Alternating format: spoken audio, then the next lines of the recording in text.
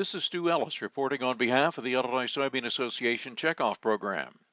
Illinois lawmakers are considering 4 different proposals dealing with pipelines that carry carbon dioxide from other states and pump it underground in Illinois. ISA's Andrew Larson sorts out the differences. So there's basically 4 bills out there right now. There's a bill that's being backed by several large oil refineries and groups in organized labor that looks to set up rules for carbon capture that include things like setting the limits and number of landowners in the specified area of the project and what they need to be able to be part of the project, how many of those landowners are part of that.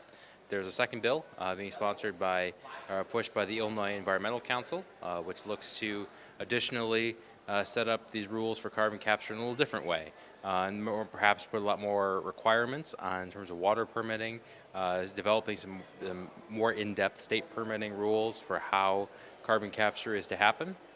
There's a third bill out there from a company called Marquis Energy that looks to set up some specific carbon capture rules that would apply to that company and where they operate.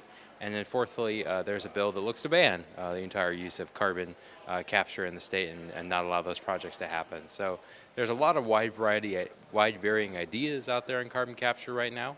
I think the important things that a lot of the ag associations that are negotiating on this right now are really looking at is, one, I think they all see the value in that there are markets, that carbon capture has a positive impact on the life cycle analysis for certain products, ethanol and potentially someday alcohol-to-jet SAF products made from ethanol. So this carbon capture is a really game changer. A lot of funding has been set aside in terms of grant programs through the Inflation Reduction Act last summer, what they call the IRA, and IRA money that was set forward by the federal government last August and passed into law. So there's a lot of incentives to do this carbon capture through tax programs in place on the IRA, and a lot of these competing bills are trying to set up what the rules look like in Illinois, and I know there's a lot of folks in the room negotiating what those look like here over the next few months before the end of session. We are hopeful that we can balance the needs and the rights of landowners with the opportunity to make sure that agricultural markets have this opportunity to achieve a more positive carbon intensity rating. That's your soybean update. I'm Stu Ellis. To learn more about the Illinois Soybean Association and the checkoff that pays off, go to ilsoy.org.